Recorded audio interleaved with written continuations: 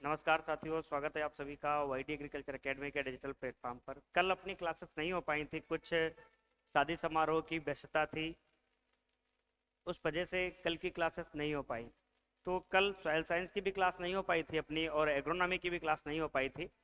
आज से दोनों क्लासेस होंगी, सॉइल साइंस की भी होगी और एग्रोनॉमी की भी होगी। और टेक्स्ट सीरीज की रही बात, जो बच्चे एजीटीए की स्पीड टेस्ट परचेज कर रहे हैं, तो बहुत से बच्चों का कहना है सर प्राइस कम कर दीजिए।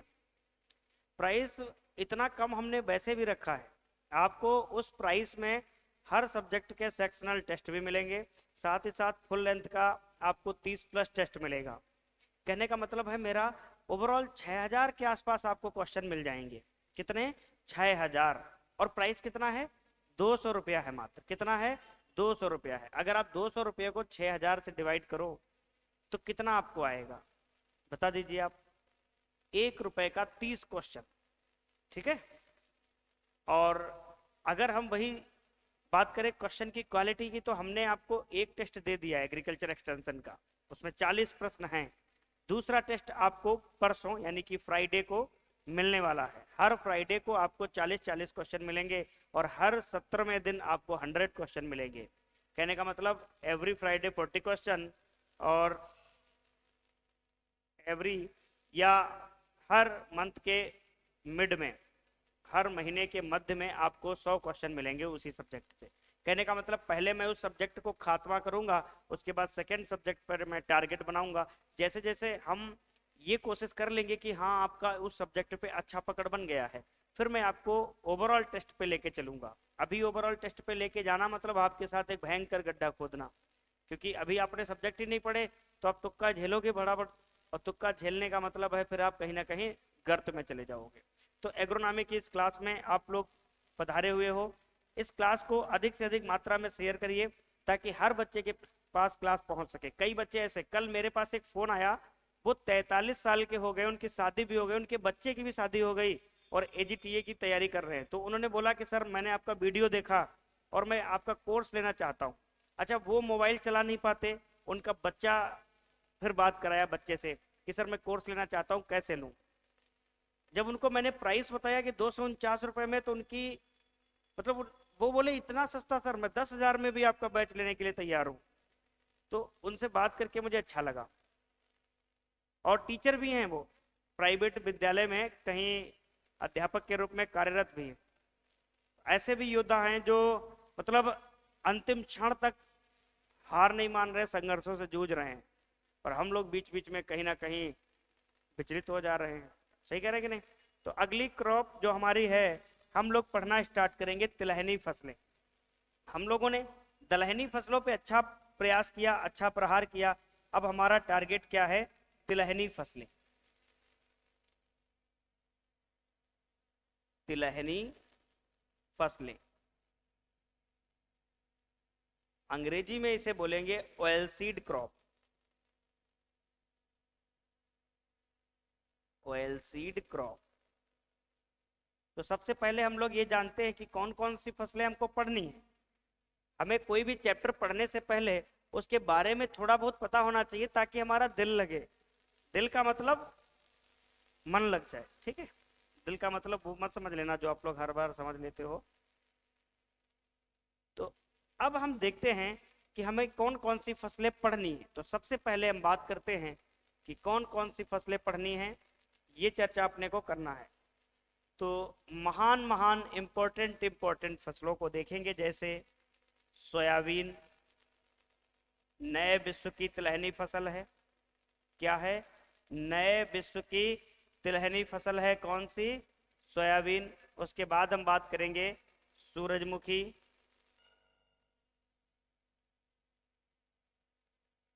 सूरजमुखी,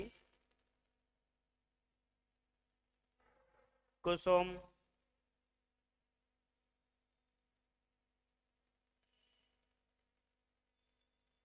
तिल,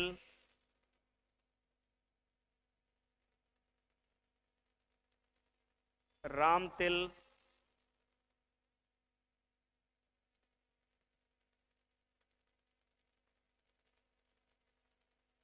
अलसी,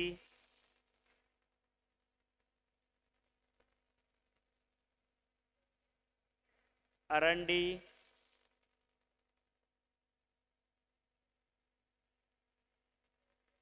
सरसों,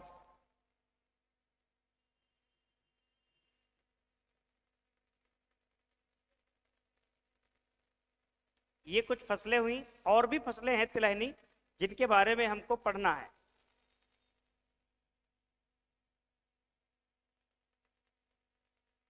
जैसे कौन कौन सी फसलें हैं अभी हम देखते हैं। अभी और भी फसलें बची हुई हैं।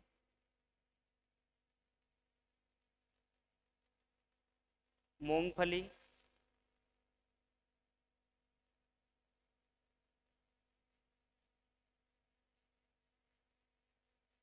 ठीक है।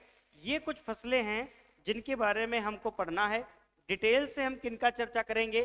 सोयाबीन का, सूरजमुखी का, तिल का, सरसों का, मूंगफली का। बाकी अरंडी, अलसी, रामतिल, कुसुम, ये जो फसलें हैं इनका मैं शॉर्ट डिस्क्रिप्शन आपको दूंगा, ताकि जो पेपर में आपके काम का है वही आप लीजिएगा। फालतू की खेती में पढ़ने से आपको कोई मतलब नहीं है। खेती से चुनिंदा प्रश्न उठाए जा रहे हैं, जो हर पेपर में आ रहे हैं वही आगे आ रहे हैं, मतलब रिपीट क्वेश्चन आ रहे हैं, प्रीवियस ईयर के क्वेश्चन। आप कोई भी पेपर उठा के देख लो, प्रीवियस ईयर के क्वेश्चन ज्यादातर आपको मिलेंगे, क्योंकि हम जब भी आपकी क्लास लेने आते हैं तो प्रीवियस ईयर के क्वेश्चन को देखकर जरूर आते हैं कि क्या क्वेश्चन इस वाली फसल से आया हुआ है कि नहीं।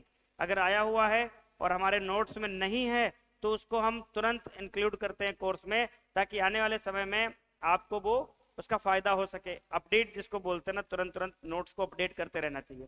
तो एग्जाम का पैटर्न भी हमको ध्यान होना चाहिए। ये नहीं कि हम सब्जेक्ट के ज्ञाता तो बन रहे हैं, परंतु हमको यही नहीं पता है कि हम एग्जाम के लिए क्या इंपॉर्टेंट समझें। 20 पन्ने की हम खेती लिखवा दें और बाद में कहें देखो यहीं से तो क्वेश्चन आया था। अरे आप स्टूडेंट तो आपको इतने सारे सब्जेक्ट पढ़ने, आप 20 पन्ने की एक खेती पढ़ोगे, कहाँ से काम होगा? फिर तो एक बुक होती है, उस बुक से ही तो क्वेश्चन आएगा, बाहर जाएगा ही नहीं। सही करेंगे नहीं? खेती, मान लो खेती वाली आप सिद्धा सिंह ले लो, रेजिंग क्रॉप प्रोडक्शन की। अब कोई कह दे कि इस बुक से बाहर नहीं जाएगा, तो बुक इतनी मोटी है, एक एक खेती, गेहूं की खेती 49 पेज में है, हमने आपको कितने में लिखाया? 3 या 4 पेज में लिखा दिया, वो सारांश आपको मिल गया। तो अब हम शुरू करते हैं सोयाबीन की खेती, जिसको अंग्रेजी में भी हम क्या कहते हैं? सोयाबीन बोलते हैं। सोयाबीन, हाँ ध्यान देना, अंग्रेजी की जो स्पेलिंग होती है सोयाबीन की, तो कई लोग मिस्टेक लिखते हैं सोयाबीन, ठीक है? तो आप लोग सोयाबीन को सही लिखना। जैसे बाई के बाद ए नहीं बनेगा, ध्यान देना, यहीं पे थोड़ी बहुत मिस्टेक होती है। तो सोयाबीन की सही स्पेलिंग क्या है? ये SOYVEAN, ये सोयाबीन हो गया। अब हम लोग बात करते हैं इसके जनरल सा, सामान्य सा इंट्रोडक्शन, जो हम लोग हर फसलों में पढ़ते चले आ रहे हैं वो इसमें भी पढ़ेंगे। जैसे इसका वैज्ञानिक नाम, इसका वैज्ञानिक नाम क्या है? वियन इसका क्या है? इसका कुल क्या है? और इसका गुणसूत्र कितना होता है इसमें? उत्पत्ति स्थान क्या है इसमें? उत्पत्ति स्थान मतलब कहाँ सोयाबीन का ओरिजिनेटेड प्लेस माना जाता है। पुष्प क्रम, फल का प्रकार, फल का प्रकार, परागण, कैसा परागण होता है सोयाबीन में, ठीक है? उसके बाद कुछ और भी चीजें देख लेते हैं, जैसे अंकुरण वगैरह, वो देखते हैं, सामान्य से परिचय में आ जाते हैं, क्योंकि कई बार प्रश्न अंकुरण वगैरह इनसे सब भी आ जाते हैं। तो ये सब चीजें हमको पढ़नी चाहिए। कहीं से भी कुछ चीजें हों, बस आप ले आओ। एग्रोनॉमी मतलब संपूर्ण एग्रीकल्चर का कहीं से भी कुछ भाग हो, वो एग्रोनॉमी में समाहित हो जाता है। वैज्ञानिक नाम इसका क्या होता है? Glycine max. क्या होता है? ग्लाइसिन मैक्स इसका वैज्ञानिक नाम होता है। फटाफट से लिख लेना, ग्लाइसिन मैक्स। आगे मैक्स लिख लेते हैं। अच्छा, उत्पत्ति स्थान की बात करेंगे तो इसका मैक्सिको नहीं लिख देना, मैक्स लिखा हुआ है इस वजह से। कुल कौन सा होता है? तो कुल लेग्यूमिनेसी होता है। कौन सा? लेग्यूमिनेसी। और इसी लेग्यूमिनेसी को हम क्या बोलेंगे? तो इसी को हम बोलेंगे फेबेसी। क्या बोलेंगे? फेबेसी बोलेंगे। है तिलहनी फसल, परंतु है कौन से कुल की? लेग्यूमिनेसी कुल की है। गुणसूत्र कितने होते हैं? तो 2n बराबर 40 होते हैं। कितने होते हैं? 2n बराबर 40। और कहाँ 40 पढ़ोगे? मूंगफली में 40 पढ़ोगे। कहाँ पढ़ोगे? मूंगफली के अंदर 40 पढ़ोगे। ठीक है, ये ध्यान देना। उसके बाद उत्पत्ति स्थान इसका क्या होता है? चीन। क्या होता है? अपना पड़ोसी चीन। पुष्पक्रम, ये पुष्पक्रम थोड़ा गलत लिख गया था, इसको सही कर लो।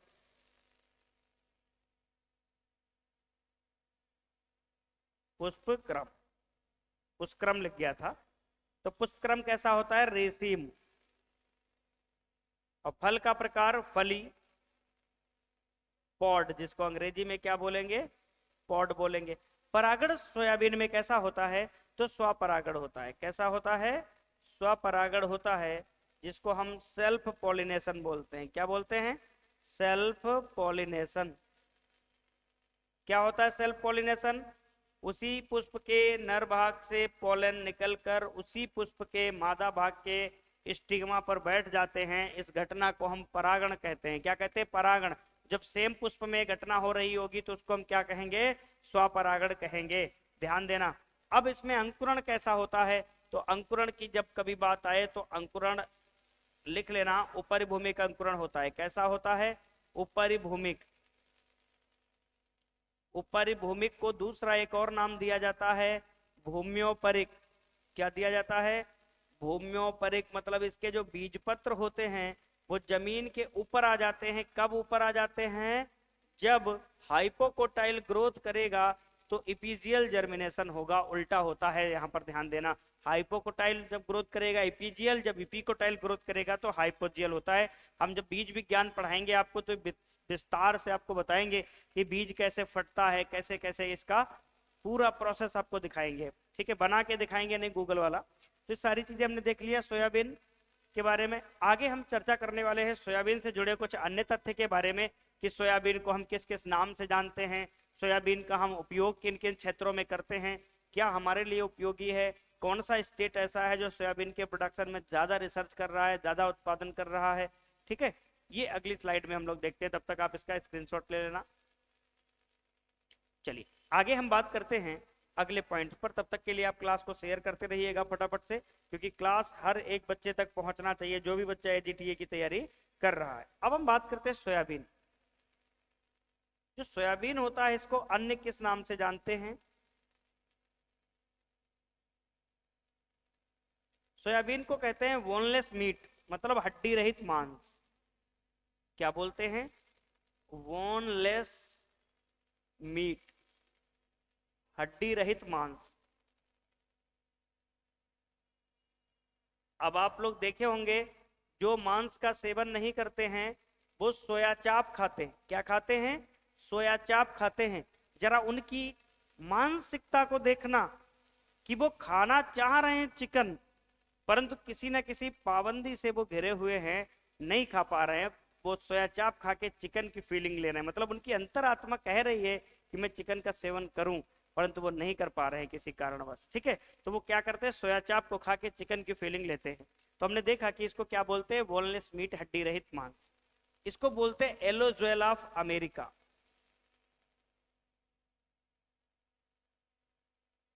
एलोजुएल ऑफ अमेरिका। क्या बोलते हैं? अमेरिका का पीला सोना। इसको क्या कहते हैं? अमेरिका का पीला सोना। अमेरिका का पीला सोना।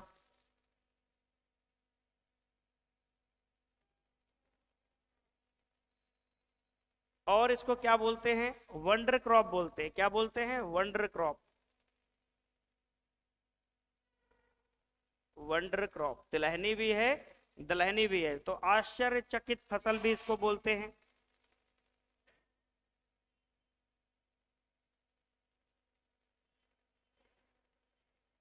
आश्चर्यचकित फसल। तो इन नामों से इसको हम लोग जानते हैं। किसको? सोयाबीन को। तो सोयाबीन के ये उपनाम हो गए, ये हमने इसके उपनाम देख लिए। कई बार पेपर में आए हुए हैं कि बोनलेस मीट किसको कहते हैं, एलोजुएल ऑफ अमेरिका किसको कहते हैं, वंडर क्रॉप किसको कहते हैं, सारी चीजें आप लोग जान लीजिएगा। उसके बाद हम बात करते हैं जो सोयाबीन है, जो सोयाबीन है वो दलहन और तिलहन दोनों में आता है।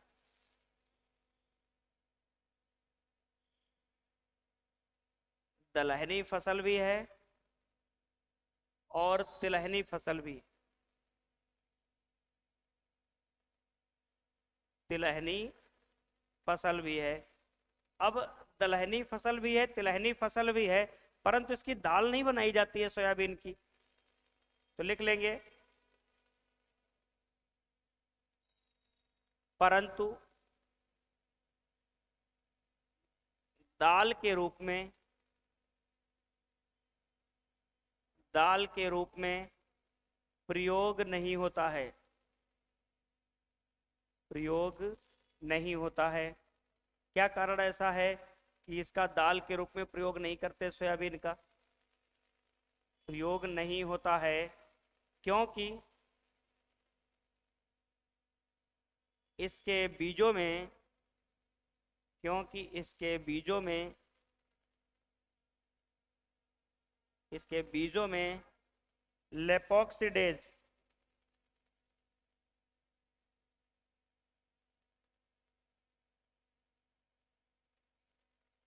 इसके बीजों में लेपोक्सिडेज नामक हानिकारक एंजाइम पाया जाता है। नामक हानिकारक एंजाइम पाया जाता है।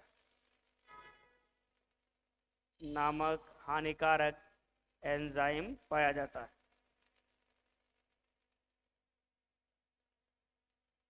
कहने का मतलब ये लेपोक्सिडेज पाया जाता है, ये हानिकारक होता है, जो जहरीली प्रवृत्ति का होता है। इसी वजह से हम इसका क्या करते हैं, दलहन के रूप में प्रयोग नहीं करते हैं। तो जो सोयाबीन हो गया, इसमें हानिकारक पदार्थ की अगर हम बात करें, अगर हम इसमें हानिकारक पदार्थ की बात कर लें, तो इसमें कितने ऐसे पदार्थ हैं जो हानिकारक प्रवृत्ति के पाए जाते हैं, तो उन पदार्थों पे चर्चा कर लेते हैं। एक तो होता है लेपोक्सिडेज, एक तो होता है लेपोक्सिडेज, लेपोक्सिडेज एंजाइम, और एक होता है ग्वाइट्रोजन। ये भी कई बार पेपर में आता है कि सोयाबीन में कौन सा हानिकारक पदार्थ पाया जाता है, तो ग्वाइट्रोजन भी होता है, और एक प्रोटीनस कंटेंट होता है जिसको हम बोलते हैं ट्रिप्सिन इनहिबिटर। ट्रिप्सिन इनहिबिटर ये भी आता है। तो ये कुछ केमिकल्स हैं जो हार्मफुल होते हैं, किसके लिए? सोयाबीन में होते हैं, हम लोगों के लिए। तो सोयाबीन का प्रयोग हम इसलिए पल्सेस के केस में नहीं करते हैं, हम उसका प्रयोग ऑयल सीड के रूप में करते हैं, और इसका जो खली होता है उसको हम वेजिटेबल के रूप में प्रयोग करते हैं, सोया चाप के रूप में प्रयोग करते हैं। डिफरेंट डिफरेंट व्यंजन इससे हम लोग तैयार करते हैं। तो ये इसको आप लिख लीजिएगा फटाफट से, उसके बाद हम आगे की कहानी इस पर बताते हैं। जो भी पॉइंट्स हमने लिखा है ये कई बार पेपर में आया हुआ है, जैसे वंडर क्रॉप, आप इसको अंडरलाइन कर लेना कि वंडर क्रॉप अगर पूछे तो सोयाबीन, अगर वंडर ट्री पूछे यहां लिख लेना, मेंशन कर लेना। वंडर ट्री की बात करें तो वंडर ट्री में आंसर आपका अलग हो जाएगा, और कौन सा हो जाएगा? नीम, एजाडिरेक्टा इंडिका। नीम का नाम क्या होता है? एजाडिरेक्टा इंडिका, ये नीम का नाम होता है। नीम में निम्बोडी होता है, उसमें निम्बोडिन पाया जाता है, उस वजह से उसकी खलियों में जो निम्बोडिन होता है उसका इंसेक्टिसाइड के रूप में भी प्रयोग करते हैं हम लोग, कीटनाशक दवाओं बनाने के रूप में। तो वंडर ट्री की बात करें तो नीम आएगा, वंडर क्रॉप की बात करें तो सोयाबीन आएगा, दोनों लिख लेना आप लोग। आगे हम बात करेंगे सोयाबीन से जुड़ी कुछ अन्य तथ्यों पर। तो हम बात करते हैं सोयाबीन से जुड़ी कुछ अन्य तथ्य, जैसे सोयाबीन को हम लोग खाते हैं तो क्यों खाते हैं? तो सबसे पहली बात, जो सोयाबीन फसल होती है हमको इससे तेल कितना प्राप्त होता है?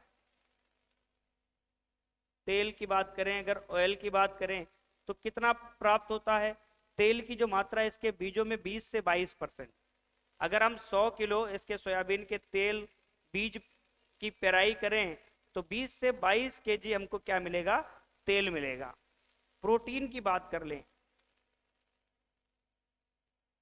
प्रोटीन इसमें कितना मिलता है? तो 40 से लेकर के 42% प्रोटीन मिलता है। कितना?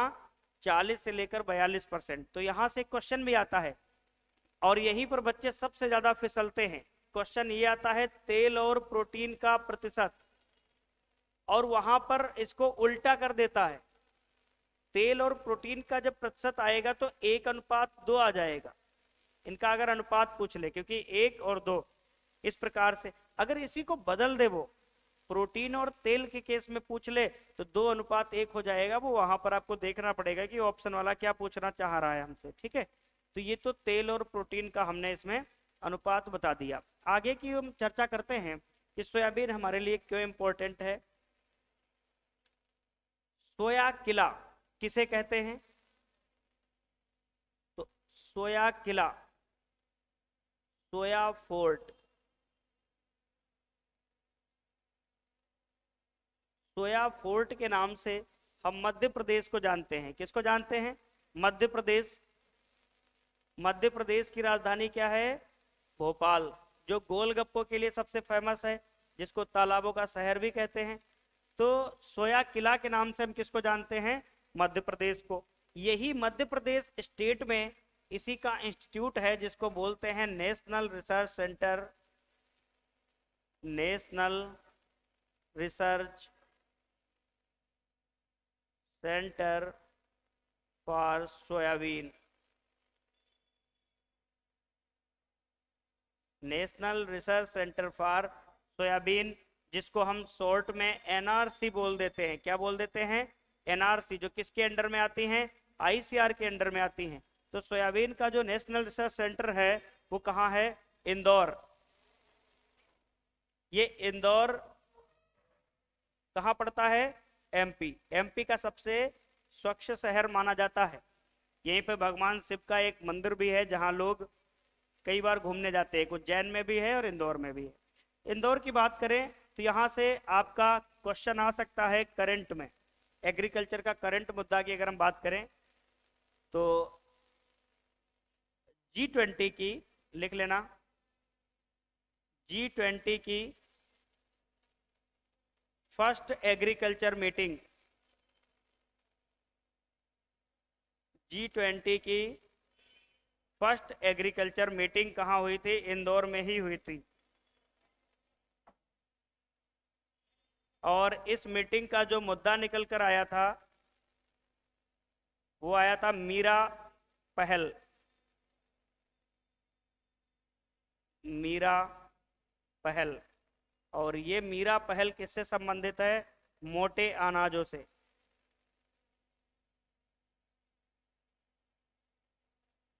मोटे अनाजों से। मीरा क्या है? Millet international initiative for research and awareness. इसका जो मसौदा तैयार किया गया था G20 की फर्स्ट एग्रीकल्चर मीटिंग कहाँ हुई थी? इंदौर। यहीं पे मोदी जी ने सभी विदेशी नेताओं को पोहा खिलाया था। जानते हो पोहा सब लोग बनाना जानते होंगे, परंतु इंदौरी मसाला पोहा पूरे भारत में फेमस है। इंदौर का जो पोहा है पूरे इंडिया में लोग इसको जानते हैं खाने के रूप में। आगे हम बात करते हैं सोयाबीन से संबंधित। विश्व की प्रमुख तिलहनी फसल, विश्व की प्रमुख तिलहनी फसल,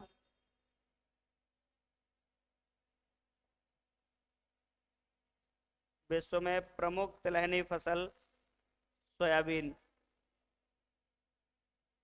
विश्व में सबसे ज्यादा तेल किसका प्रयोग किया जाता है? तो सोयाबीन। प्रमुख लिख दिया तो आप समझ जाओगे। आगे हम बात करते हैं सोयाबीन के या सोयाबीन में लिनोलिक एसिड की मात्रा। सोयाबीन में लिनोलिक एसिड की मात्रा।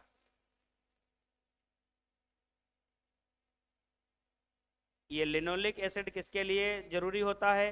जो हार्ट पेशेंट होता है ना, हृदय मरीज वाले, उनके लिए बहुत अच्छा होता है। सबसे ज्यादा कुसुम में होता है। तो सोयाबीन में लिनोलिक अम्ल कितना होता है? 56 to 60%, मतलब 56 से लेकर के 60% तक लिनोलिक अम्ल पाया जाता है सोयाबीन के बीजों में। यहाँ तक की बात आप इसको नोट कर लीजिएगा।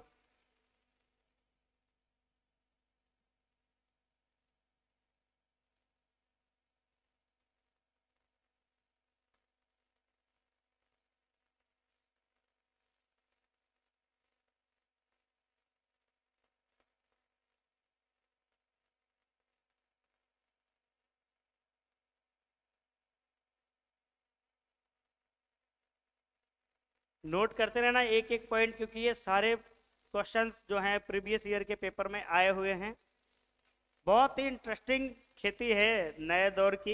इसको बहुत से एग्जाम में ज़्यादातर इस समय पूछा जा रहा है, क्योंकि ये न्यू वर्ल्ड ऑयलसीड क्रॉप है, नए विश्व की प्रमुख तिलहनी फसल।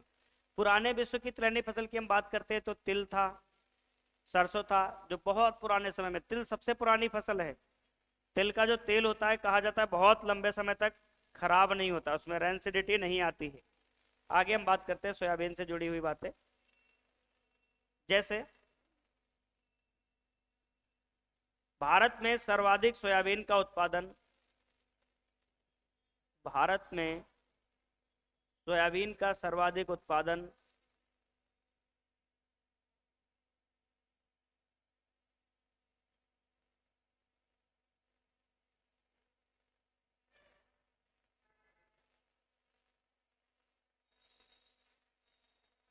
तो कहीं कहीं आपको महाराष्ट्र भी आगे मिलेगा और कहीं कहीं एमपी भी मिलेगा, परंतु एग्जाम जो आ रहे हैं उसमें एमपी सही माना जा रहा है। तो सबसे पहले नंबर पे हम लोग एमपी की बात कर लेंगे, दूसरे नंबर पे महाराष्ट्र। और ध्यान देना, महाराष्ट्र में जो सोयाबीन उगाया जा रहा है मोस्टली ब्लैक सीडेड सोयाबीन है, काले बीज वाला। और तीसरे नंबर पे है राजस्थान, तीसरे नंबर पे राजस्थान। ये तीन स्टेट हैं जो सोयाबीन का सबसे ज्यादा प्रोडक्शन कर रहे हैं। यहां तक तो हमने देख लिया। अब हम बात करते हैं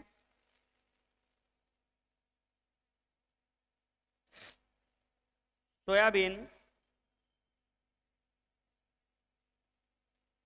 नए विश्व की तिलहनी फसल है। सोयाबीन नए विश्व की तिलहनी फसल है।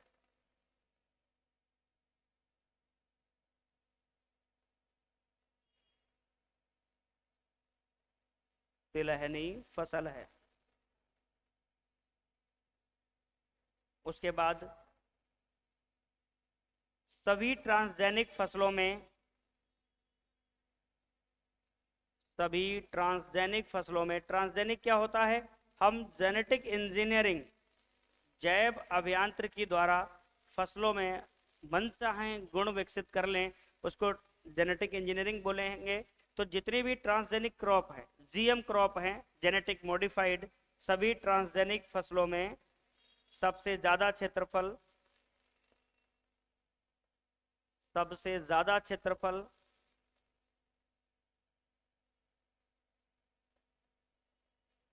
किसका है? तो सोयाबीन का है। सबसे ज्यादा क्षेत्रफल सोयाबीन। इसके जो बीज होते हैं बहुत ज्यादा प्रचुर मात्रा में इनमें प्रोटीन देखने को मिलता है। आगे हम बात करते हैं कुछ अन्य चीजों पर। जैसे अब हम देखते हैं इसका जो 1 किलोग्राम सोयाबीन के बीज होंगे, 1 किलोग्राम सोयाबीन सीड जो होंगे, 1 किलोग्राम सोयाबीन के सीड हैं, इनको अगर हम भिगो दें पानी में, ठीक है, इनको क्या कर दें? पानी में भिगो दें।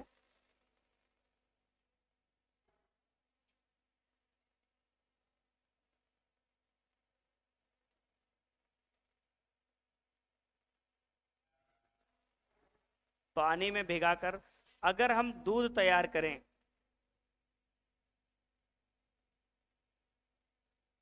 तो 1 केजी सोयाबीन के बीजों से कितना दूध तैयार कर सकते हैं?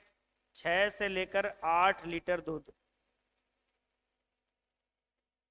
कैसे तैयार करते हैं ये 6 से 8 लीटर दूध? सोयाबीन के बीजों को भिगोते हैं, फिर उसको अलग कर लेते हैं पानी को, और उसको मशीन में डालते हैं, ठीक है।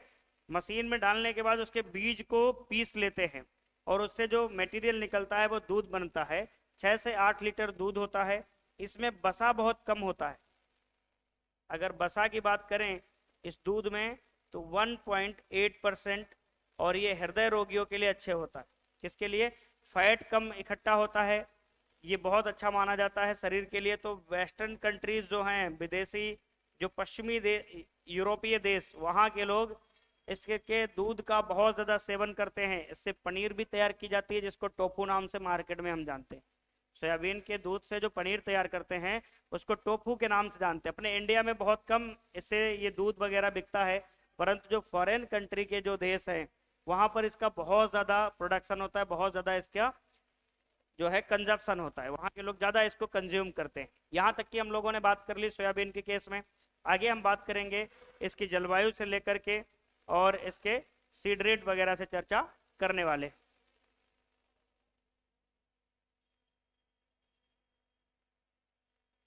चलिए आगे हम लोग बात करेंगे इसकी क्लाइमेटिक कंडीशन पर कि इसकी जलवायु दशा क्या है। तो सोयाबीन की जब हम जलवायु दशा की बात करते हैं तो इसके लिए जलवायु कैसी चाहिए, तो गर्म जलवायु चाहिए। क्यों? क्योंकि ये खरीफ ऋतु की फसल है। कैसी है? गर्म जलवायु चाहिए। गर्म जलवायु क्यों? क्योंकि ये खरीफ ऋतु की फसल है। खरीफ ऋतु की फसल है, और जो खरीफ ऋतु की फसल है तो इसकी बुवाई कब होगी? जून जुलाई में होगी। इस वजह से इसको टेम्परेचर ज़्यादा चाहिए होता है। वहाँ का क्लाइमेट कैसा होना चाहिए? वार्म क्लाइमेट होना चाहिए। तापमान की जब हम बात कर लें इसके लिए कितना तापमान चाहिए, टेम्परेचर की अच्छी सोयाबीन की ग्रोथ के लिए टेम्परेचर कितना चाहिए? तो एक तो होता है आधारीय ताप, मतलब ऐसा ताप जिस पर अंकुरण हो सके, उसके नीचे जाने पर अंकुरण नहीं होगा। तो आधारीय ताप इसका होता है 10 डिग्री सेल्सियस। अगर इससे नीचे पहुंच गया तो इसका अंकुरण नहीं होगा।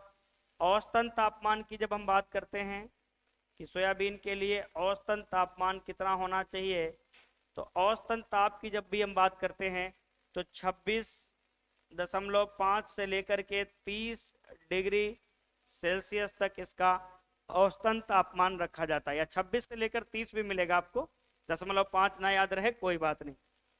मिट्टी की बात करते हैं कि सोयाबीन के लिए मिट्टी कैसी चाहिए, तो बलुई, दोमट,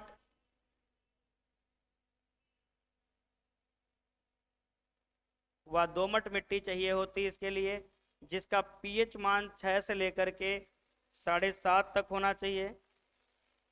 पीएच की खोज किसने की थी? एसपीएल सोरेंसस ने पीएच पैमाने की, जो 6 से लेकर के 7.5 तक होना चाहिए। हल्की अम्लीय से लेकर के उदासीन पीएच तक की जो मिट्टी होती है सोयाबीन की खेती के लिए अच्छी मानी जाती है। यहाँ तक तो हमने इसकी जलवायु की कंडीशन, तापमान और मिट्टी के बारे में बात की। आगे हम चर्चा करने वाले हैं कि इसकी बीज दर कितना होगा, बुवाई का समय क्या होगा, अंतरण कितना रखेंगे, बीज की गहराई कितना रखेंगे, इन सब का हम लोग प्रयोग करने वाले हैं। तो सबसे पहले हम बात करते हैं बीज दर, सीड रेट की बात करते हैं। तो इसकी बीज दर बहुत ज्यादा पूछी जाती है पेपर में। ध्यान देना, बीज दर में पहला केस आएगा अगेती। अगर हम अगेती सोयाबीन लगाना चाहते हैं तो कहीं कहीं 75 से 80 मिलेगा और कहीं कहीं 70 से 80 मिलेगा। तो 70 से 80 केजी प्रति हेक्टेयर, और ब्रैकेट में लिख लेना 75, क्योंकि कभी कभी एवरेज में ना पूछ के डायरेक्ट यूनिट पूछ लेता है। तो 75 केजी प्रति हेक्टेयर, ये भी याद रखना। पछेती की जब बात करेंगे कि पछेती बीज दर इसके लिए कितना रखेंगे, तो पछेती के केस में 100 से लेकर के 120 केजी तक इसकी सीड रेट हम लोग डालते हैं। अच्छा, पछेती में हम लोग बीज दर क्यों डालते हैं? ताकि उनको प्रॉपर टेम्परेचर ना मिलने की वजह से अंकुरण नहीं हो पाता है, जिससे हमारी इल्ड कम हो जाती है। तो इसलिए हम ज्यादा इसकी सीड रेट ही प्रयोग कर लेते हैं। ये तो केस हो गया बीज दर का। अब जब बीज दर की हम बुवाई करेंगे उससे पहले हम क्या करेंगे? बीजोपचार करेंगे, सीड ट्रीटमेंट। तो बीजोपचार की जब हम बात करते हैं सीड ट्रीटमेंट की, तो सबसे पहले हम बात करेंगे थीरम प्लस बाविस्टीन या कार्बेंडाजिम। तो कार्बेंडाजिम प्लस थीरम, 1:1 का इनका मिश्रण रखते हैं और इनकी जो मात्रा होती है वो 3 ग्राम प्रति केजी ऑफ सीड, पर केजी ऑफ सीड। 1 किलोग्राम अगर बीज है उस पर 3 ग्राम मात्रा हम इस फंजीसाइड की प्रयोग करेंगे। एक तो कंडीशन ये हो गई। दूसरा, जैव उर्वरक हम इसमें कौन सा प्रयोग करते हैं? जैव उर्वरक, जैव उर्वरक आता है राइजोबियम जपोनिकम, राइजोबियम जपोनिकम। ये जो राइजोबियम है इसका पुराना नाम होता है बैसिलस रेडिसिकोला जपोनिकम। तो एक जपोनिकम स्पीसीज का जो राइजोबियम होता है वो सोयाबीन की जड़ों में, जड़ ग्रंथियों में एक सहसंबंध बनाता है जिससे वायुमंडल की नाइट्रोजन को वो इकट्ठा करता है। ये तो कंडीशन हो गई। अब हम बात करते हैं फसल अंतरण कि इसका फसल अंतरण कितना रखा जाता है। फसल अंतरण की जब हम बात करते हैं तो 30 से लेकर के 45 ये क्या होता है? लाइन से लाइन की दूरी होती है। और पौधे से पौधे की जो दूरी होती है वो 10 से लेकर के 15 सेंटीमीटर, ये प्लांट से प्लांट की दूरी होती है। ब्रैकेट में लिख लेना रो एंड प्लांट। ठीक है, आगे हम बात करते हैं बुवाई का समय। बुवाई का समय, सोइंग टाइम इसका कब रखते हैं? तो सोयाबीन को हम बोते हैं जून जुलाई में। उस समय महीना कैसा होता है? गर्म का महीना होता है, गर्मी। तो इसको जून जुलाई के समय हम इसकी क्या कर लेते हैं? सोइंग कर लेते हैं। अच्छा, इसका जो सीड होता है सोयाबीन का वो ज़्यादा प्रोटीनस होता है, इसलिए उसके सीड का सेवन हम लोग अर्ली मॉर्निंग डाइट के रूप में उसको रिकमेंड करते हैं। ICMR जो है, Indian council of medicinal research, वो रिकमेंड करता है। उसके बाद बीज की गहराई कितना रखते हैं बुवाई के समय? बीज की गहराई मतलब मिट्टी में कितनी गहराई पर बीज बोना चाहिए बुवाई पर? तो इसको 3 से लेकर के 5 सेंटीमीटर गहरा सीड बोते हैं। जमीन में 3 से लेकर के 5 सेंटीमीटर गहराई पर इसके क्या करते हैं? बीजों को हम लोग बुवाई करते हैं। ये केस हम लोगों ने देखा, इसका नॉर्मल सा एक संक्षिप्त परिचय था और लगभग लगभग हमने 60% इस कल्टीवेशन को कंप्लीट भी कर लिया। कुछ टॉपिक बचे हुए हैं जैसे इसका बीड, डिजीज, इल्ड और वैरायटी। तो वैरायटी अभी लिख लेते हैं हम लोग, उसके बाद इसकी डिजीज वगैरह कल की क्लास में चर्चा कर लेंगे। तो वैरायटी का हेडिंग डालिएगा, अगली हेडिंग वैरायटी।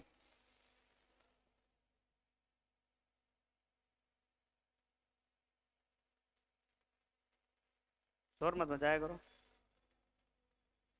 अगली हेडिंग हम लोग लिखते हैं वैरायटी या प्रजातियां, वैराइटीज। तो हिंदी में बोलेंगे प्रजातियां। अच्छा, इसकी जो प्रजातियां होती हैं देसी और विदेशी दो होती हैं, मतलब भारतीय और विदेशी। पहले विदेशी लिख लेते हैं।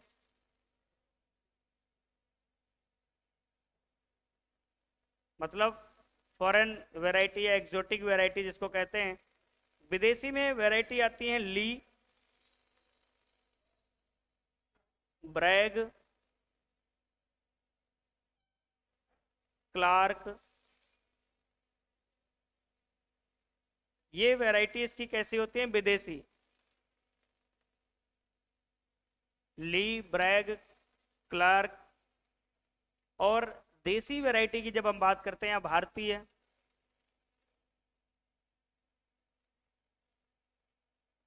तो भारतीय वैरायटी में अंकुर,